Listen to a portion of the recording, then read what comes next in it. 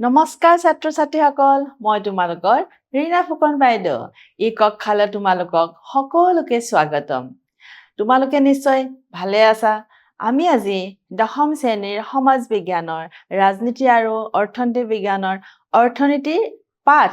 মুদ্ৰা আৰু বেংক ব্যৱস্থাৰ বিষয়ে পঢ়িম। আমি আগতে পাঠটোৰ বিষয়ে আলোচনা কৰিছিলো, হয়নে নহয়? আৰু পাঠটো আলোচনা কৰি আমি শেষ পৰ্যায় পাইছিলোহি। আজি আমি পাঠটিৰ 7 নম্বৰ অংশ আলোচনা কৰিম। আমি আজি পাঠটিৰ কি কৰিম? প্ৰশ্ন উত্তৰসমূহ চাম। আৰু আজি প্ৰশ্ন উত্তৰসমূহ তোমালোকে বহীত ধুনীয়াকৈ লিখি ল'বা। আহাচোন চাওঁ এই পাঠটিৰ দীঘল প্ৰশ্নসমূহ কি আছে। প্ৰথম প্ৰশ্নটো কি দিছে চোৱা। প্ৰথম প্ৰশ্নটো কৈছে বিনিময় প্ৰথাৰ 4টা অসুবিধা। বিনিময় প্ৰথাৰ কেইটা অসুবিধা কৈছে? কৈছে 4টা অসুবিধাৰ কথা কৈছে। আহাচোন চাওঁ কি আছিলে অসুবিধা কেইটা? কি আছিলে? প্ৰথমটো আছিলে সংগতিবিহীন অভাৱ। আমি আগতে পাইছিলো যে কি যেতিয়া আমাৰ অভাৱৰ মিল নহব তেতিয়া আমাৰ বিনিময় প্ৰথা নহব। সেই কথাকে কি বুলি লিখিছে চাওঁ আহা।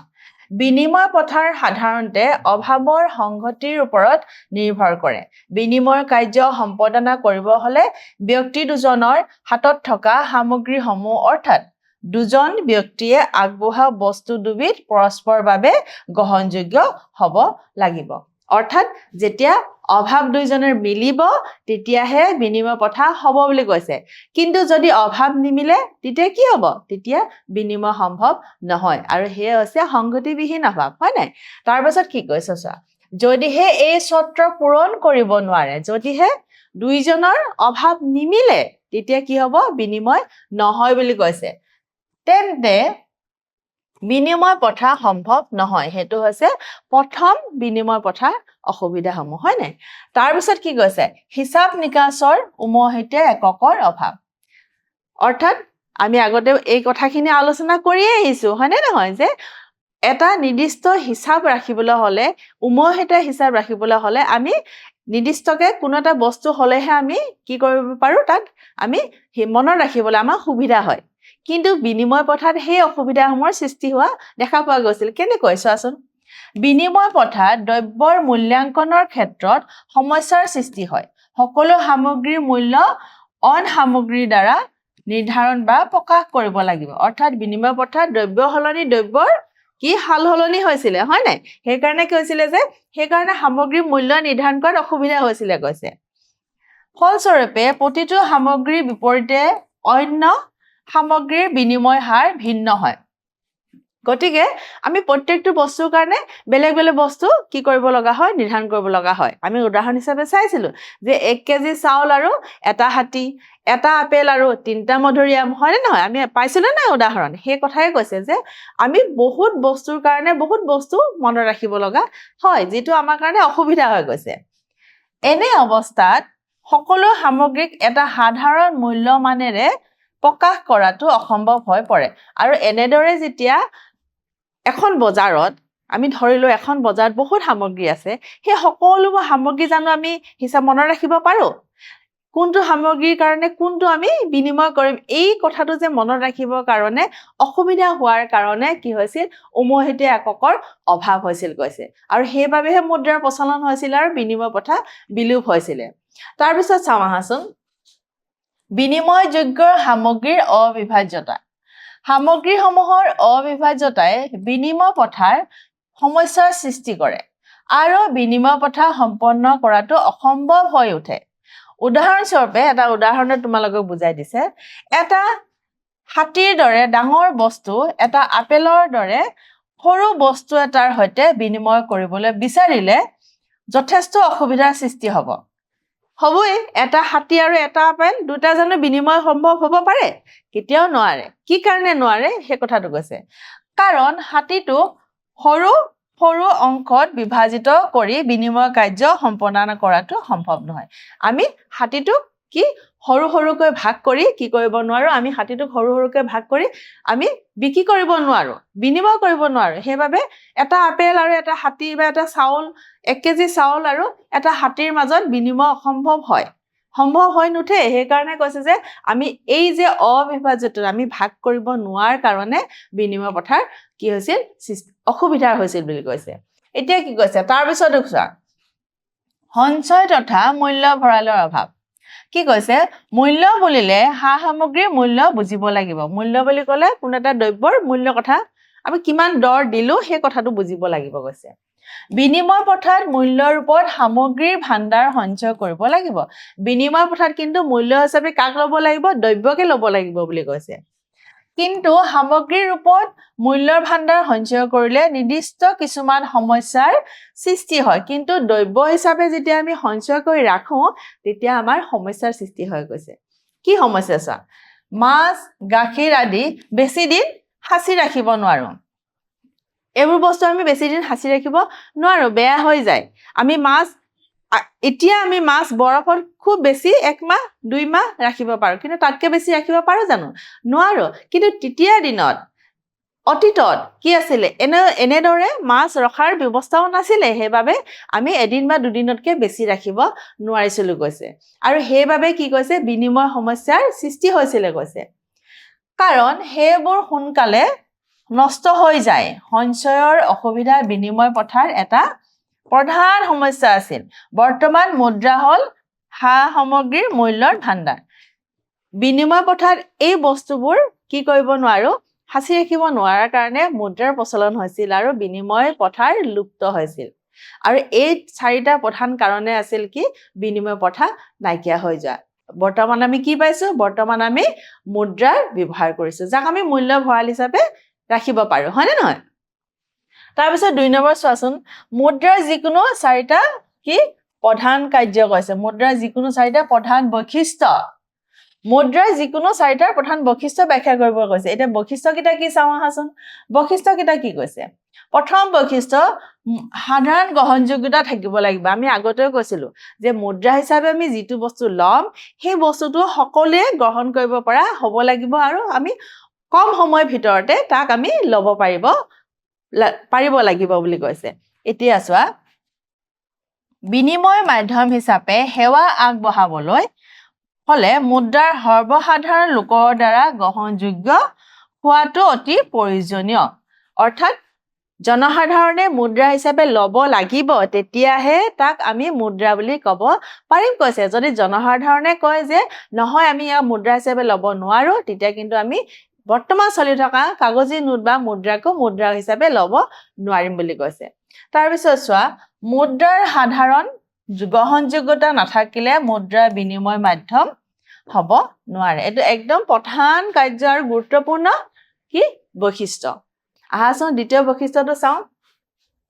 মুদ্ৰা সহজে চিনাক্তকৰণ হ'ব লাগিব কেনেকৈ মুদ্ৰা চিনাক্তকৰণ সহজ হ'ব লাগিব আন সকলোবোৰ সামগ্ৰীতকৈ ই বেলেগ হ'ব লাগিব কি কৈছে প্ৰত্যেকটো বস্তু কি এটা বেলেগ বেলেগ আকৃতি থাকে হয় নাই এতিয়া কৈছে যে মুদ্ৰা হিচাপে আমি যাক লওঁ তাৰো এটা চিনাক্ত হ'ব লাগিব যে এইটোৱে হৈছে মুদ্ৰা আৰু ইয়ে হৈছে আমাৰ সাধাৰণ গ্ৰহণযোগ্যতা থকা গুণৰ এটা অধিকাৰী এতিয়া চোৱা মুদ্ৰা চিনাক্তকৰণ নহলে সামগ্ৰী বেচা কিনাৰ সময় জটিলতাই দেখা দিব অৰ্থাৎ মানুহে যদি মুদ্ৰা বুলি চিনি নাপায় তাক গ্ৰহণ কৰিবনে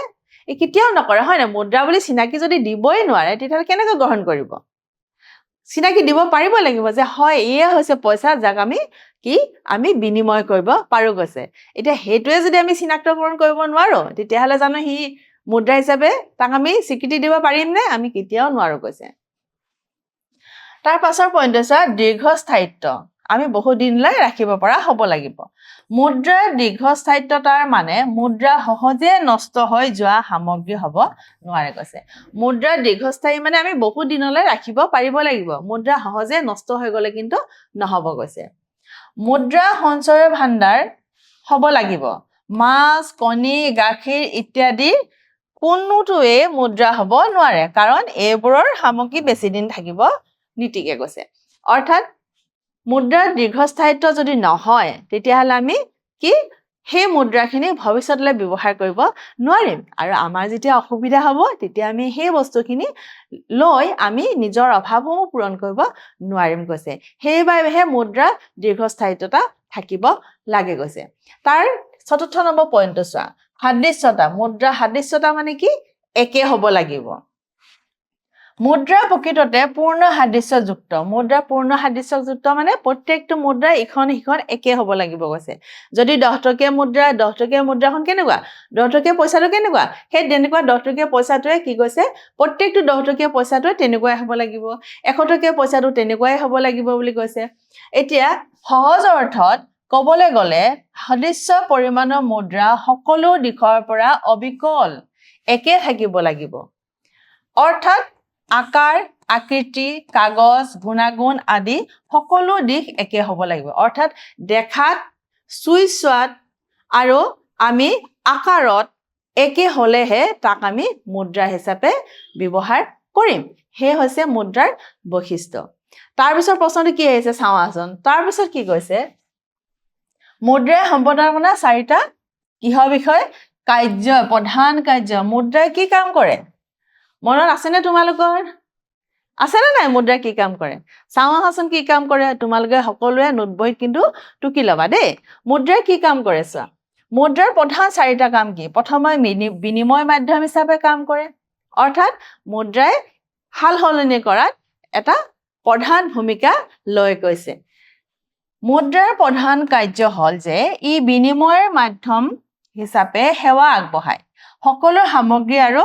সেৱা কাৰ্যৰ বিনিময় মাধ্যম হিচাপে মুদ্ৰাক ব্যৱহাৰ কৰা হয় প্ৰত্যেকটো বস্তু লওঁতে আমি তাৰ বিনিময়ত কি দিওঁ তাৰ বিনিময়ত আমি মুদ্ৰা দিওঁ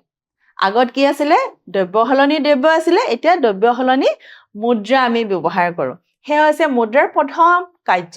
আমি বিনিময় মাধ্যম হিচাপে মুদ্ৰাক ব্যৱহাৰ কৰিব পৰা হ'ব লাগিব কৈছে মুদ্ৰাৰ সাধাৰণ গ্ৰহণযোগ্যতা থকাৰ বাবে ইয়াৰ সহায়ত সকলো ধৰণে সেৱা বা আৰু সামগ্ৰীৰ বিনিময় সম্ভৱ হৈছে মুদ্ৰা সকলোৱে গ্ৰহণ কৰে প্ৰত্যেক আমাৰ দেখত মুদ্ৰাক প্ৰত্যেকজন ব্যক্তিয়ে গ্ৰহণ কৰিব আৰু সেইবাবে এটা মুদ্ৰাৰ সলনি আমি দ্ৰব্য সামগ্ৰী ক্ৰয় কৰিব পাৰো কৈছে তাৰ পাছৰ পইণ্টটো চোৱাচোন মূল্যৰ মাপকাঠি মুদ্ৰাই সকলো ধৰণৰ সামগ্ৰী তথা সেৱাৰ মূল্য নিৰ্ধাৰণৰ ক্ষেত্ৰত মূল্য সামগ্ৰীৰ মাপকাঠি হিচাপে কাম কৰে এটা মাপকাঠি হিচাপে মানে কি তুমি এটা দ্ৰব্য কিনাৰ লগে লগে সেই দ্ৰব্যটোৰ পৰা কিমানখিনি সন্তুষ্টি পালা হে হৈছে দ্ৰব্যটোৰ মাপকাঠি বা মূল্যৰ মাপকাঠি কৈছে মুদ্ৰাৰ ৰূপত প্ৰকাশ কৰা সামগ্ৰীটোৰ বিনিময় মূল্যই হ'ল সামগ্ৰীটোৰ দাম মুদ্ৰা হৈছে হিচাপ বা সামগ্ৰীৰ মূল্যৰ উমৈহতীয়া একক যাৰ দ্বাৰা সকলোবোৰ আৰ্থিক সামগ্ৰী আৰু সেৱাৰ মূল্য নিৰ্ণয় কৰা হয় অৰ্থাৎ কি কৈছে তুমি এটা বস্তু সলনি যিটো দৰ দিলা হি হৈছে বস্তুটোৰ মূল্য আৰু সেই মূল্যটোৱে কি কৰিব তোমাক এটা সন্তুষ্টি দিব হয়নে নহয় এতিয়া কৈছে যে মুদ্ৰাই প্ৰত্যেকটো বস্তুৰ ক্ষেত্ৰতে বিনিময় কৰিব পাৰো কাৰণে তাৰ এটা উমৈহতীয়া হিচাপো আছে যে 10 টকা কলমটো আমি কি 10 টকা হিচাপে কিনিলো আপেল 1 কেজিত কিমান দাম হ'ল আপেল 1 কেজিত ধৰিলা তোমাৰ 50 টকা হ'ল আমি হিচাপ মনত ৰাখিলো যে আপেল 1 কেজিত 50 টকা মই যতে যাও লাগিলে আপেল 1 কেজি দাম কিমান কৰি 50 টকাকে লম এনেদৰে মুদ্ৰাই এটা উমৈহতীয়া হিচাপ ৰাখি দিয়ে বুলি কৈছে সেইবাবে মুদ্ৰাই মূল্যৰ মাপকাঠি হৈ গৈছে তাৰ পিছত তৃতীয় নম্বৰ পইণ্টটো চাবা মূল্যৰ ভঁৰাল মুদ্ৰা হ'ল মূল্যৰ ভঁৰাল আৰু ইয়াক ভৱিষ্যতৰ বাবে সাঁচি ৰাখিব পাৰি ই অতি দীৰ্ঘস্থায়ী আৰু ইয়াক যিকোনো সময়তে প্ৰয়োজন অনুসৰি কি কৰিব পাৰি সেৱা আৰু সামগ্ৰীলৈ পৰিৱৰ্তন কৰিব পাৰি মুদ্ৰাৰ স্থায়িত্ব গুণ অধিক আৰু মুদ্ৰাক সঞ্চয় কৰি ৰখাটো সহজ কৈছে কি কৈছে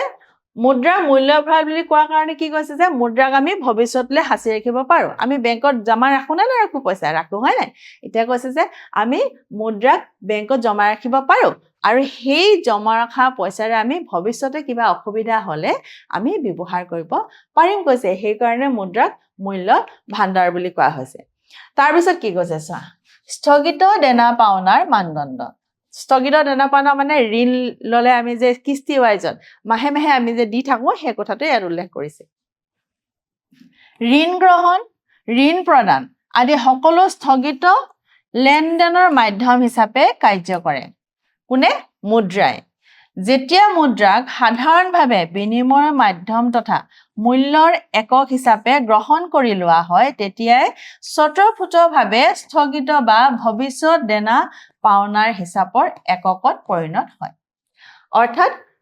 আমি কম মূল্যৰ বস্তু ল'লে আমি সোনকালে কি কৰিব পাৰোঁ, তাৰ দৰটো দিব পাৰোঁ, হয়নে? কিন্তু যদি আমি বেছি মূল্যৰ বস্তু লওঁ, মই ধৰি লোৱা মাটি এটুকুৰা কিনিলোঁ, মই এটা ইণ্ডাষ্ট্ৰি এটা খুলিব বিচাৰিছোঁ, এনেকুৱা আমাৰ মুদ্ৰা কম মূল্যৰ হ'লে নহ'ব, বহুত বেছি পৰিমাণৰ লাগিব। তেতিয়া কি কৰিব, জনসাধাৰণে কি কৰিব, বেংকলৈ যাব, বেংকৰ পৰা ঋণ ল'ব। আৰু সেই ঋণ ল'লে ঋণটো পৰিশোধ কৰোঁতে কেনেকৈ কৰিব, তেওঁলোকে মাহে মাহে এটা কিস্তি ৱাইজত কি কৰিব, ঋণটো পৰিশোধ কৰিব কৈছে। আৰু সেই ঋণটো মুদ্ৰাই গ্ৰহণ কৰে, মুদ্ৰাৰ ক্ষেত্ৰত প্ৰযোজ্য। সেইকাৰণে কি কাৰণে প্ৰযোজ্য, কাৰণ মুদ্ৰা হৈছে মূল্যৰ ভঁৰাল, আমি সাঁচি ৰাখিব পাৰোঁ। সেইবাবে মুদ্ৰা কি কৰে, এই কিস্তি ৱাইজত তোমালোকৰ ঋণটো পৰিশোধ কৰাৰ ব্যৱস্থাটো গ্ৰহণ কৰে। সিও মুদ্ৰা এটা কাৰ্য হিচাপে কাম কৰে বা বৈশিষ্ট্য হিচাপে কাম কৰে বুলি কৈছে। তাৰ পাছৰ প্ৰশ্নটো চাওঁ আহা। চেক এখন মুদ্ৰা হয়নে? চেক এখন মুদ্ৰা হয়নে? তোমাৰ উত্তৰ সাপেক্ষে যুক্তি দৰ্শোৱা গৈছে। চেক মুদ্ৰা হ'ব পাৰেনে? পাৰে নে নোৱাৰে? আমি চাওঁ আহা কি কৈছে। প্ৰকৃত অৰ্থাৎ চেক এখন মুদ্ৰা বুলি ক'ব নোৱাৰি। চেকক আমি মুদ্ৰা বুলি ক'ব নোৱাৰোঁ, কাৰণ এখন চেক দিলে আমি তাৰ বিনিময়ত পইচা আমি নিদিওঁ। কিন্তু বেংকে দিব, মানুহে দিব নোৱাৰে। এতিয়া কি কৈছে চোৱা, তলত উল্লেখ কৰা কাৰণসমূহৰ বাবে চেক এখনক মুদ্ৰা হিচাপে বিবেচনা কৰা নহয়। প্ৰথম কাৰণটো কি দিছে চোৱা, মুদ্ৰাৰ দৰে চেক এখনৰ সাধাৰণ গ্ৰহণযোগ্যতা নাথাকে। কোনো ব্যক্তিয়ে চেক গ্ৰহণ নকৰিলে তেওঁৰ বিৰুদ্ধে কোনো আইনী সংগত ব্যৱস্থা গ্ৰহণ কৰিব নোৱাৰে। অৰ্থাৎ আমি চেক এখন দিলে সেইখনৰ বিনিময়ত যদি আমি মুদ্ৰা আমি নিদিওঁ বুলি কওঁ, তেতিয়া সি কি কৰিব নোৱাৰে, আইনী তদন্ত কৰিব নোৱাৰে, কাৰণ সি এখন মুদ্ৰা নহয়। আমি চেকক মুদ্ৰা বুলি ক'ব নোৱাৰোঁ বুলি কৈছে। তাৰ পাছতো কি কৈছে, চেক এখনক সাধাৰণতে নিকট মুদ্ৰা অৰ্থাৎ ধনাদেশ বুলিব পাৰি। সেইখন বেংকত দিয়াৰ পিছতহে ধন হাতলৈ আহিব। চেকখন মই অলপ আগতে কৈ গৈছোঁ যে চেক এতিয়া মুদ্ৰা নহয়, কিন্তু বেংকলৈ যদি যাওঁ তেতিয়া কিন্তু চেকৰ সলনি আমাক মুদ্ৰা দিব বুলি কৈছে। তাৰপিছত কৈছে কি চোৱা, চেক এখনত তৎক্ষণাৎ মুদ্ৰালৈ ৰূপান্তৰিত কৰিব নোৱাৰি। অৰ্থাৎ মুদ্ৰাৰ তাৰল্য গুণতকৈ চেকৰ তাৰল্য গুণ কম। অৰ্থাৎ এটা দ্ৰব্য সলনি আমি যেতিয়া চেক এখন দিম, তাক আমি তৎক্ষণাতে কি কৰিব নোৱাৰোঁ, ব্যৱহাৰ কৰিব নোৱাৰোঁ। আমি বেংকলৈ যাব লাগিব, বেংকে তাৰ বিনিময়ত তোমাক পইচা দিব, সেই পইচা আমি বস্তু কিনিব পাৰিম। কিন্তু মুদ্ৰাৰ সেই সমস্যা নহয়। মুদ্ৰা আমি দিয়াৰ লগে লগে তাৰ সলনি আমি বস্তু কিনিব পাৰোঁ। সেইকাৰণেহে চেক কি নহয়, মুদ্ৰা নহয় কৈছে। 4 নম্বৰ পইণ্টটো কি কৈছে চোৱা, চেক এখন সহজে চিনাক্তকৰণ কৰিব নোৱাৰি। যদিহে চেক এখন বেংকৰ দৃষ্টিত মূল্যহীন হৈ পৰে, তেন্তে লেনদেনৰ প্ৰক্ৰিয়াত সমস্যা হ'ব পাৰে। চেক এখনক আমি চিনাক্ত কৰাত অসুবিধা হ'ব। অৰ্থাৎ তুমি যিজন মানুহে চেক দিব, মানুহজনৰ একাউণ্টত পইচা আছে বা নাই, বা সেই চেকখন সঁচা হয়নে নহয়, প্ৰকৃত চেক হয়নে নহয়, সেইটো এটা সমস্যা সৃষ্টি হৈ গৈছে। তাৰ পাছত কি কৈছে চোৱা, চেক সহজবোধগম্য নহয়। এক নিৰ্দিষ্ট সময়লৈকেহে চেক এখনৰ বৈধতা থাকে। চেক বাউন্স হ'লে লেনদেনৰ সমস্যা উদ্ভৱ হয়। অৰ্থাৎ চেক এখনৰ এটা নিৰ্দিষ্ট সীমা থাকে যে 2 বছৰ, 3 বছৰ বা 1 বছৰৰ ভিতৰত সেই চেকখন ভাঙিব লাগিব। আমি সেই চেকখন বেংকত দি তাৰ পৰা পইচা ল'ব লাগিব। আৰু যদি সেই সময়খিনিত আমি চেকখন বেংকত নিদিওঁ, তেতিয়া কিন্তু সেই চেকখন বাউন্স হৈ যাব বা সেই চেকখন ব্যৱহাৰ কৰিব পৰা নাযায়। তাৰ বিনিময়ত আমাক পইচা নিদিয়ে। সেইবাবে চেক এখন কি হ'ব নোৱাৰে, মুদ্ৰা হ'ব নোৱাৰে কৈছে। তাৰপিছত চোৱা, মুদ্ৰাৰ সৃষ্টি কৰিব পৰা 4টা প্ৰধান অসুবিধা। কি কি অসুবিধা আছিলে মুদ্ৰাৰ সৃষ্টি কৰা অসুবিধাৰ মনত আছেনে? চোৱা, মুদ্ৰাৰ সৃষ্টি কৰা অসুবিধাসমূহ কি কি? মুদ্ৰাৰ সৃষ্টি কৰা যিকোনো 4টা, মুদ্ৰাৰ মূল্য হ্ৰাস হোৱা হয়। কি কৈছে, মুদ্ৰাৰ মূল্য স্থিৰতা নাথাকিলে কেতবোৰ সমস্যাৰ সৃষ্টি হয়। মুদ্ৰাৰ মূল্য অবিৰতভাৱে কমি গ'লে মানুহৰ অসুবিধা হয়, কাৰণ একেখিনি সামগ্ৰী কিনিবলৈ ক্ৰমত অধিক ব্যয় কৰিব লগা হয়। অৰ্থাৎ মুদ্ৰাৰ মূল্য বৃদ্ধি হ'ব পাৰে, হ্ৰাস হ'ব পাৰে, কিন্তু হ্ৰাস হ'লে আমাৰ অৰ্থনীতিৰ কাৰণে বিৰাটেই কি সমস্যাৰ সৃষ্টি কৰে। কেনেকৈ? যেতিয়া মুদ্ৰাৰ মূল্য কমি থাকিব, বস্তুৰ দাম বাঢ়ি গৈ থাকিব। আৰু যেতিয়া বস্তুৰ দাম বাঢ়ি গৈ থাকিব তেতিয়া এই সাধাৰণ জনসাধাৰণে যিখিনি দৰিদ্ৰ শ্ৰেণীৰ লোক তেওঁলোকে প্ৰয়োজনীয় সামগ্ৰী কিনিব নোৱাৰিব কৈছে সেইবাবে মুদ্ৰাৰ স্থিৰতা যদি নাথাকে তেতিয়া কিন্তু মুদ্ৰাৰ অসুবিধা হয় বুলি কৈছে তাৰ পাছতে কি কৈছে চা সম্পদ একত্ৰীকৰণৰ আহিলা অৰ্থাৎ আমি মুদ্ৰাক সম্পত্তি গোটোৱা এটা আহিলা হিচাপে ধৰিব পাৰো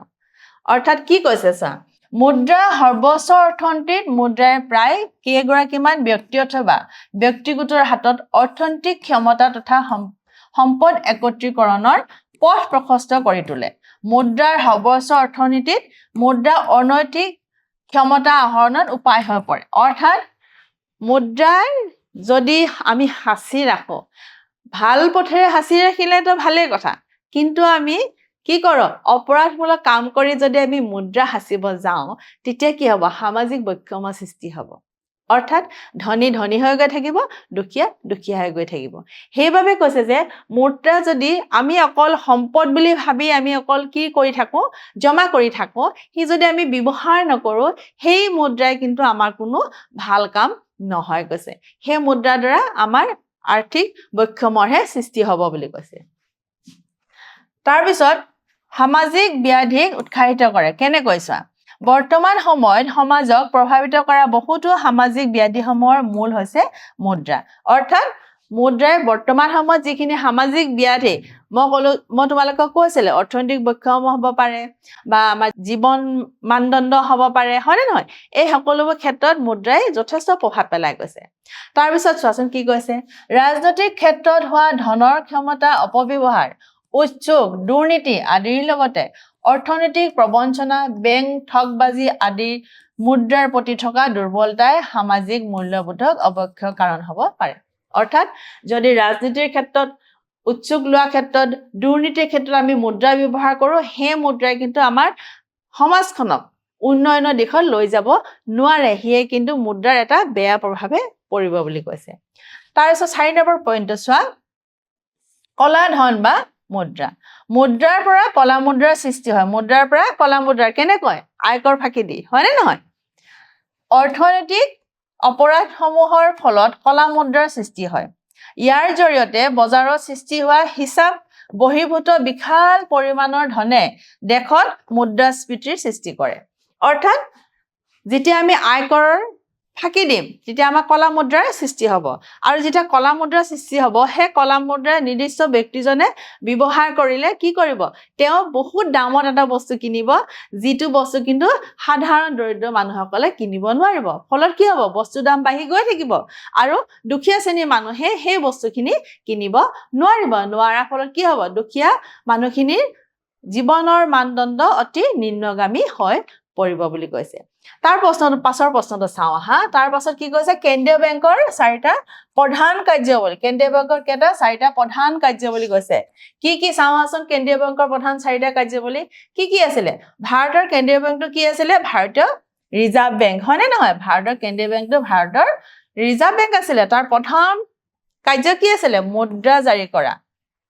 একচত্তি অধিকাৰ আছিলে হয়নে নহয় কেন্দ্ৰীয় বেংকেহে মুদ্ৰা জাৰি কৰিব পাৰে কৈছে কেন্দ্ৰীয় বেংকে কাগজী মুদ্ৰা ছপা কৰে কেন্দ্ৰীয় বেংকৰ এইটো একচত্তি অধিকাৰ মই তোমালোকক অলপ আগতে কৈছিলো কি অধিকাৰ একচত্তি তোমালোকৰ প্ৰশ্ন আহিব পাৰে যে কেন্দ্ৰীয় বেংকৰ একচত্তি অধিকাৰ কি তেতিয়া লিখিবা কি মুদ্ৰা জাৰি কৰা বাকি কোনো বেংকৰ এই অধিকাৰটো নাই বাকি কোনো বেংকে ঋণ দিব পাৰে কিন্তু মুদ্ৰা জাৰি কৰা অধিকাৰটো নাই কৈছে তাৰ পিছত কি কৈছে চোৱা কেন্দ্ৰীয় বেংকে বেংকসমূহৰ বেংক হিচাপে কাৰ্য সম্পাদনা কৰে অৰ্থাৎ কেনেকৈ কেন্দ্ৰীয় বেংকে বেংকসমূহৰ বেংক হিচাপে কাৰ্য সম্পাদনা কৰে বুলি কৈছে কেনেকৈ কেন্দ্ৰীয় বেংকে বাণিজ্যিক বেংকসমূহক কি দিব ঋণৰ যোগান ধৰিব আৰু তেওঁলোকে ঋণ লৈ পিনে কি কৰিব জনসাধাৰণৰ ঋণ দিব সেইকাৰণে কৈছে যে কেন্দ্ৰীয় বেংকে বেংকসমূহৰ বেংক হিচাপে কাম কৰে এতিয়া চোৱা কেন্দ্ৰীয় বেংকে বেংকসমূহৰ বেংক হিচাপে কাম কৰে গোটেইবোৰ বেংকৰ হিচাপ নিকাচ কেন্দ্ৰীয় বেংকে পৰীক্ষা কৰে আৰ্থিক সংকটৰ সময়ত কেন্দ্ৰীয় বেংকে বেংকসমূহৰ বাবে শেষ আশ্ৰয়স্থল যেতিয়া টকা পইচাৰ অসুবিধা হ'ব ঋণ লোৱাৰ ক্ষেত্ৰত দিয়াৰ ক্ষেত্ৰত যেতিয়া বেংকসমূহৰ অসুবিধা হ'ব তেতিয়া কিন্তু কেন্দ্ৰীয় বেংকে সহায় কৰিব বুলি কৈছে কেনেকৈ ঋণৰ যোগান ধৰি পিনে সহায় কৰিব বুলি কৈছে তাৰ পিছত চাওঁ হা কেন্দ্ৰীয় বেংকৰ চৰকাৰী বিত্তীয় যোগান ধৰ্তা অৰ্থাৎ কেন্দ্ৰীয় বেংকে চৰকাৰকো কি ধৰে মুদ্ৰাৰ যোগান ধৰে কৈছে কেনেকৈ ধৰে বাজেটত দেখুওৱা চৰকাৰে ব্যয় পৰিমাণতকৈ চৰকাৰী আয়ৰ পৰিমাণ কম হলে বাজেট ঘাটিয়ে দেখা দিয়ে অৰ্থাৎ ঘাটি বাজেট হয় আমি আগৰ ক্লাছত পঢ়িছিলো যে আমি যদি 10 টকা উপাৰ্জন কৰো 20 টকা খৰচ কৰো তেতিয়া হলে মোৰ কি হৈছে লোকসান হৈছে হয় নাই হে ঘাটি বাজেট চৰকাৰৰ তেনে ধৰণৰ এটা ঘাটি বাজেট যদি হয় তেতিয়া কি হয় কেন্দ্ৰীয় বেংকে অৰ্থ দি সহায় কৰে কৈছে বাজেট ঘাটি দূৰ কৰিবলৈ আমাৰ দেশত কেন্দ্ৰীয় চৰকাৰে ৰাজ্য চৰকাৰসমূহে নহয় কিন্তু দেই অকল কেন্দ্ৰীয় চৰকাৰে কেন্দ্ৰীয় বেংকৰ বিত্তীয় সাহায্য ল'ব পাৰে ৰাজ্য চৰকাৰে ল'ব নোৱাৰে কিন্তু অকল কেন্দ্ৰীয় চৰকাৰহে এই সাহায্য গ্ৰহণ কৰিব পাৰে কৈছে তাৰ পাছৰ পইণ্টটো চাওঁ আহাচোন কেন্দ্ৰীয় বেংকে উন্নয়নমূলক কাম কৰে উন্নয়নমূলক কাম কি সমাজৰ বিভিন্ন ধৰণৰ যি আৰ্থ-সামাজিক যি উন্নয়নমূলক কাম আছে সেইখিনি কৰে গৈছে আৰ্থ-সামাজিক উন্নয়নৰ বাবে অগ্ৰাধিকাৰ লাভ কৰা খণ্ডকেইটালৈ কেন্দ্ৰীয় বেংকে ধনৰাশি ব্যৱস্থা কৰে অৰ্থাৎ সামাজিকভাৱে উন্নত হবৰ বাবে অৰ্থনৈতিক দিশত উন্নত হবৰ বাবে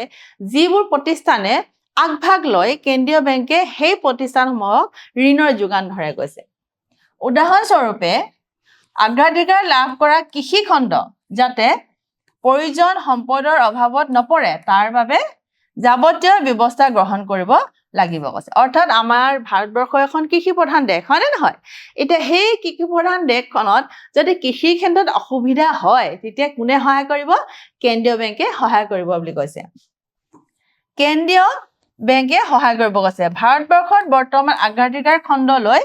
আগবঢ়া বেংক ঋণৰ পৰিমাণ বেংকৰ মুঠ আমানতৰ 40% হ'ব লাগে অৰ্থাৎ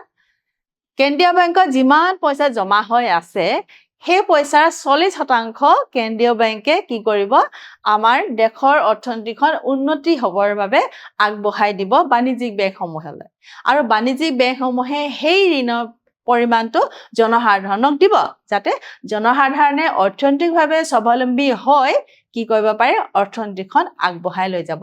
পাৰে কৈছে হয়নে নহয় তাৰ পাছত কি প্ৰশ্ন আছে চাওঁ আহাচোন তাৰ পাছত কি প্ৰশ্ন আছে বাণিজ্যিক বেংকে সম্পাদন কৰা দুটা প্ৰধান কাৰ্য বাণিজ্যিক বেংকে কি কাম কৰে প্ৰথম হৈছে বাণিজ্যিক বেংকৰ সঞ্চয় বা আমানত গ্ৰহণ বাণিজ্যিক বেংকে সঞ্চয় গ্ৰহণ বা সঞ্চয় সংগ্ৰহ কৰে কৈছে এই সঞ্চয় তিনি প্ৰকাৰ তিনি প্ৰকাৰ কি চলিত আমানত স্থিৰ আমানত আৰু সঞ্চয় আমানত কি চলিত আমানত স্থিৰ আমানত আৰু সঞ্চয় আমানত এটা চাওঁ আহাচোন চলিত আমানত কি এই ধৰণৰ সঞ্চয় ব্যৱস্থাত সঞ্চয়কাৰীয়ে যিকোনো সময়তে নিজৰ ধন উলিয়াই আনিব পাৰে আমি আগতে আলোচনা কৰিছিলো যে চলিত আমানতত তোমাৰ যিমান প্ৰয়োজন হৈছে তুমি হিমানখিনি বেংকৰ পৰা লৈ আনিব পাৰা গৈছে সঞ্চয় আমানতত এই সঞ্চয় ব্যৱস্থাত আমানতকাৰীয়ে সঞ্চয়কাৰীয়ে প্ৰয়োজন অনুসৰি যিকোনো সময়তে নিজৰ জমা ধন এটা অংশহে উলিয়াই আনিব পাৰে কিন্তু আনটো অংশ উলিয়াবলৈ বেংকৰ পৰা অনুমতি ল'ব লগা হয় অৰ্থাৎ সঞ্চয় আমানতত তুমি যিমান জমা কৰিলা ধৰি লোৱা তুমি 100 টকা জমা কৰিছা তুমি 50 টকা উলিয়াই আনিব পাৰা 50 টকা তুমি বেংকত জমাই থব লাগিব আৰু সেইখিনি উলিয়াবলৈ তুমি বেংকক অনুমতি ল'ব লাগিব যে মোৰ বাকি অংশ মোক দৰকাৰ হৈছে বুলি কৈছে তাৰ পিছত কি কৈছে চা স্থিৰ আমানত কি কৈছে এই সঞ্চয় ব্যৱস্থাত সঞ্চয়কাৰীয়ে 1 2 বা 5 বছৰ এক নিৰ্দিষ্ট সময়ৰ বাবে ধনৰাশি বেংকত ৰাখিব কিন্তু যিকোনো সময়তে বেংকক আগতীয়াকৈ নজনোৱাকৈ জমা ধন উলিয়াব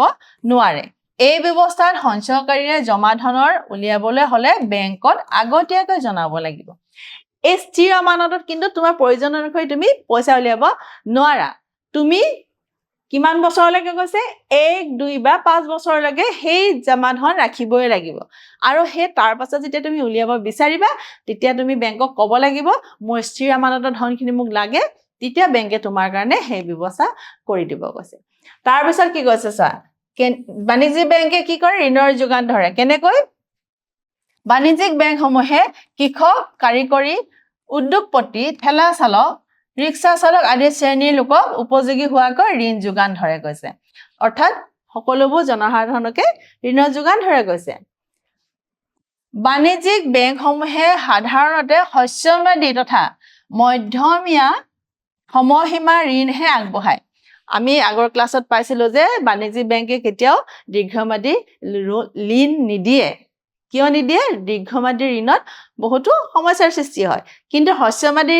ঋণসমূহ প্ৰদান কৰে আৰু প্ৰদান কৰাৰ ফলতে কি হৈছে তেওঁলোকৰ লাভো বহুত হয় আৰু জনসাধাৰণৰ লাভ হয় সেইবাবে কৈছে যে বাণিজ্যিক বেংকে হ্ৰস্বম্যাদী বা মধ্যমীয়া ঋণহে দিয়ে কৈছে বাণিজ্যিক বেংকসমূহে ঋণ গ্ৰহণকাৰীৰ পৰা এক নিৰ্দিষ্ট হাৰত সুদ আদায় কৰে এনেদৰে বাণিজ্যিক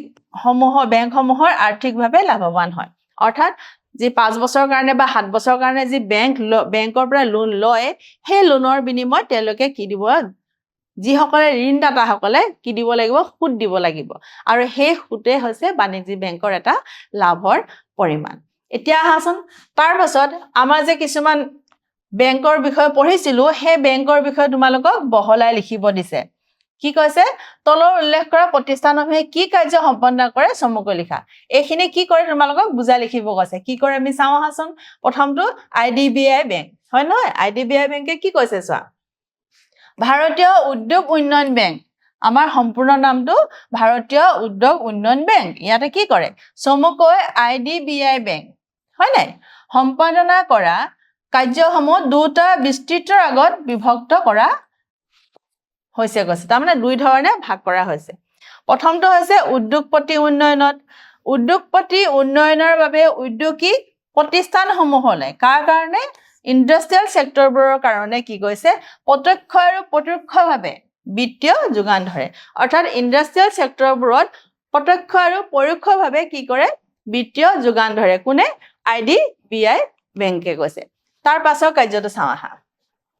দেশৰ ঔদ্যোগিক উন্নয়নৰ সৈতে জড়িত প্ৰতিষ্ঠানসমূহৰ প্ৰসাৰতা বৃদ্ধি কৰাত সহায় কৰে অৰ্থাৎ দেশৰ উন্নতিৰ লগত জড়িত ৰখা প্ৰতিষ্ঠানসমূহলৈ আৰু যেন আগবাঢ়ি যাওক তাৰ বাবে তেওঁলোকে সহায় আগবঢ়াই গৈছে অৰ্থনৈতিক দিশত পিছপৰা অঞ্চলসমূহৰ উদ্যোগলৈ ৰেহাই সুতৰ ঋণ আগবঢ়ায় অৰ্থাৎ যিবোৰ দিশ বা যিবোৰ অঞ্চল অৰ্থনৈতিকভাৱে পিছ পৰি আছে তেওঁলোকলৈ বিশেষ ৰেহাই ব্যৱস্থা কৰি ঋণ দিয়ে কৈছে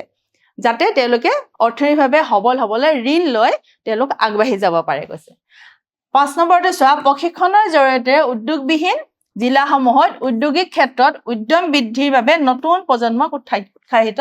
কৰে কৈছে অৰ্থাৎ প্ৰশিক্ষণৰ জৰিয়তে নতুন যিখিনি যুৱচাম আছে যুৱচামসকলক কি কৰে কৈছে উৎসাহিত কৰে যাতে তেওঁলোকে ইণ্ডাষ্ট্ৰি বা কুটিৰ শিল্পত নিয়োগ হ'ব পাৰে কৈছে তাৰ পাছত বেংকটো কি কৈছে আঞ্চলিক গ্ৰাম্য বেংক অৰ্থাৎ গ্ৰাম্য বেংক বুলি গম পাইছে আমি কি গাঁৱৰ বেংকৰ কথা কৈছে হয় না গাঁও অঞ্চলৰ বেংকৰ কথা কৈছে আমি ইয়াত কি কৈছে চাওঁ আহা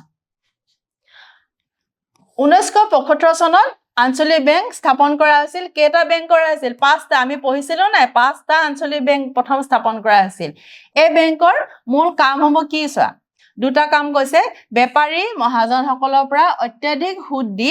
ঋণ লোৱা গাঁওবাসীলৈ অতি কম সুদৰ হাৰত ঋণৰ প্ৰদান কৰি দুখীয়া গাঁওবাসীক সকাহ দিয়ে অৰ্থাৎ বেপাৰী বা মহাজনসকলে বেছি সুদ লৈ পিনে ঋণ দিছিলে কিন্তু যেতিয়া আঞ্চলিক গ্ৰাম্য বেংকে দেখিলে যে মানুহখিনিৰ অসুবিধা হৈছে তেতিয়া তেওঁলোকে গাঁও গৈ কি হৈছিল মানুহক লোন দিছিল আৰু মানুহে কম সুদত সেই লোনখিনি পাইছিলে তাৰ ফলত সেই জনসাধাৰণখিনি বহুত লাভ হৈছিল কৈছে তাৰ পিছতো চোৱা গ্ৰাম্য সঞ্চয় সংগ্ৰহ কৰি বিভিন্ন উৎপাদনমূলক কাৰ্যত সঞ্চয় কৰে অৰ্থাৎ গাঁৱৰ পৰাই সঞ্চয় কৰিব আৰু সেই সঞ্চয়ৰ পৰাই কি কৰিব গাঁওখনৰ উন্নতিৰ কামত ব্যৱহাৰ কৰিব বুলি কৈছে তাৰ পাছত বেংকৰ কথা চাওঁ আহাচোন কি কৈছে কৃষি আৰু গ্ৰাম্য উন্নয়নৰ ৰাষ্ট্ৰীয় বেংক এটা ইয়াত কি কৈছে কৃষি বুলি কওঁতে গম পাইছে খেতি গ্ৰাম্য বুলি গম পাইছো গাঁৱৰ কথা এটা ইয়াৰ লগত কি আছে চোৱাচোন 1982 চনত কৃষি আৰু গ্ৰাম্য উন্নয়ন ৰাষ্ট্ৰীয় বেংকৰ স্থাপন হৈছিল কৈছে ই সম্পাদনা কৰা কিছুমান কাম কি দিছে চোৱা প্ৰথমটো গ্ৰাম্য অঞ্চলত বিনিয়োগ আৰু উৎপাদন কাৰ্যত উৎসাহিত কৰে অৰ্থাৎ গাঁও অঞ্চলত আমি কেনেকৈ বিনিয়োগ কৰিব লাগে তাৰ ওপৰত কেনেকৈ বস্তু উৎপাদন কৰিব লাগে কি কৰিব লাগে বিনিয়োগ কৰিব লাগে উৎপাদন কৰিব লাগে এই কথাটোত অধিক গুৰুত্ব দিয়ে বুলি কৈছে শীৰ্ষক উন্নয়নমূলক বেংক হিচাপে সেৱা আগবঢ়াই গৈছে এইবোৰ দেশত উন্নয়নমূলক কাম হিচাপে কাম কৰে কৈছে তাৰ পিছত ঋণ প্ৰদানৰ প্ৰক্ৰিয়া আঁচনিৰ পুনৰীক্ষণ আৰু পৰ্যালোচনা প্ৰশিক্ষণ আদিৰ সুদৃঢ়কৰণৰ বাবে নাবাৰ্ডে ব্যৱস্থা গ্ৰহণ কৰে অৰ্থাৎ ঋণ প্ৰদানৰ ক্ষেত্ৰত যি প্ৰক্ৰিয়া আছে বা আঁচনিখিনি যিবোৰ আঁচনি বনাব কৃষিৰ ক্ষেত্ৰত বা গ্ৰাম্য অঞ্চলৰ জনসাধাৰণৰ কাৰণে যিখিনি আঁচনি বনাব সেই আঁচনিখিনি তেওঁলোকে পুনৰ পৰীক্ষা কৰি চাব আৰু তাৰ ফলত তেওঁলোকে কি কৰিব যেতিয়া পৰীক্ষাত তেওঁলোকে দেখিব যে এই আঁচনিসমূহ সম্পূৰ্ণভাৱে সফল হ'ব তেওঁলোকে তেতিয়া সেই আঁচনিসমূহ জনসাধাৰণলৈ পঠিয়াই দিব বুলি কৈছে এনেদৰে নাবাৰ্ডে কি কৰে গ্ৰাম্য আৰু কৃষি উন্নয়নত আগবঢ়াই নিয়ে কৈছে তাৰপিছত কি কৈছে চা বিভিন্ন গ্ৰাম্য আঁচনিসমূহৰ পুনৰীক্ষণ আৰু পৰ্যালোচনা কৰি হিতাধাৰীকাৰীসকলৰ বাবে প্ৰশিক্ষণ কাৰ্যসূচী অনুষ্ঠান কৰে অৰ্থাৎ তেওঁলোকে সকলোবোৰ আঁচনি ল'ব লৈ কি কৰিব যিসকল হিতাধিকাৰী আছে তেওঁলোকক সেই আঁচনিসমূহ প্ৰদান কৰিব যাতে হিতাধিকাৰীসকলে সেই আঁচনিসমূহ লৈ কি কৰিব আগবাঢ়ি যাব পাৰে আৰু নিজে স্বাৱলম্বী হয় দেশখনৰ অৰ্থনীতিকো আগবঢ়াই নিব পাৰে বুলি কৈছে তাৰপাছত বেংকৰ কথা চোৱা কি কৈছে ভাৰতীয় ক্ষুদ্ৰ উদ্যোগৰ উন্নয়ন বেংক এতিয়া এই বেংকত কি লিখা আছে চোৱাচোন ভাৰতৰ ক্ষুদ্ৰ উদ্যোগ উন্নয়ন বেংকত কি দিয়া আছে প্ৰধান কাৰ্য ক্ষুদ্ৰ উদ্যোগসমূহৰ বাবে উন্নত প্ৰযুক্তিবিদ্যা আছে কি আছে উন্নত প্ৰযুক্তিবিদ্যা অৰ্থাৎ কি আজিকালি মেচিনাৰী যুগ হয়নে নহয় আৰু গাঁও অঞ্চলত সেই মেচিনাৰী যুগবোৰ কি কৰে আমাৰ ক্ষুদ্ৰ উদ্যোগ উন্নয়ন বেংকে আগবঢ়ায় বুলি কৈছে আৰু আধুনিকৰণৰ ব্যৱস্থা গ্ৰহণ কৰা আৰু উৎপাদিত সামগ্ৰীৰ বাবে উপযুক্ত বজাৰ ব্যৱস্থা কৰি দিয়ে অৰ্থাৎ ভাৰতীয় ক্ষুদ্ৰ উদ্যোগ উন্নয়নে কি কৰে কৈছে এতিয়া চলি থকা যিবোৰ মেচিনাৰী আছে প্ৰযুক্তিবিদ্যা আছে সেই প্ৰযুক্তিবিদ্যাবোৰ গাঁও অঞ্চললৈ লৈ আহিব আৰু আহি বস্তু উৎপাদন কৰাত সহায় কৰিব কৈছে এতিয়া সেই বস্তুখিনি উৎপাদন কৰিলে নহব সেই বস্তুখিনি কি কৰিব লাগিব সেই বস্তুখিনি ব্যৱহাৰ কৰিব লাগিব সেইবাবে তেওঁলোকে বজাৰ এখনৰো ব্যৱহাৰ কৰি দিয়ে কৈছে তাৰপিছত চোৱা অৰ্ধনগৰীয় অঞ্চলসমূহৰ উদ্যোগসমূহত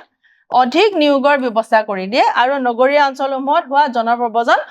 ৰোধ কৰে অৰ্থাৎ গাঁৱৰ পৰা নগৰলৈ যোৱা যিটো ব্যৱস্থা হেতু কি কৰে ৰোধ কৰে গৈছে এই বেংকে তাৰোপৰি ঔদ্যোগিক নিগম ৰাজ্যিক বিত্তীয় নিগম সমবায় বেংক আঞ্চলিক গ্ৰাম্য বেংক বাণিজ্যিক বেংকসমূহলৈ ঋণ তথা বিত্তীয় সাহায্য আগবঢ়ায় যাতে এই বিত্তীয় প্ৰতিষ্ঠানসমূহে ক্ষুদ্ৰ উদ্যোগসমূহলৈ ঋণৰ যোগান ধৰিব পাৰে কৈছে অৰ্থাৎ ঔদ্যোগিক নিগম ৰাজ্যিক বিত্তীয় নিগমৰ সমবায় বেংক আঞ্চলিক বেংক এই সকলোবোৰ বেংকলৈ ঋণৰ যোগান ধৰে যাতে সেই বেংকসমূহে জনসাধাৰণক ঋণৰ যোগান দিব পাৰে কৈছে চোৱাচোন কিমান দীঘল প্ৰশ্ন আছে হয়নে নহয় তোমালোকে প্ৰশ্নবোৰ নোটত লিখি ল'বা আৰু ভালদৰে পঢ়া শুনা কৰিবা আজিলৈ আমি ইমানতে সামৰণি মাৰিলো নমস্কাৰ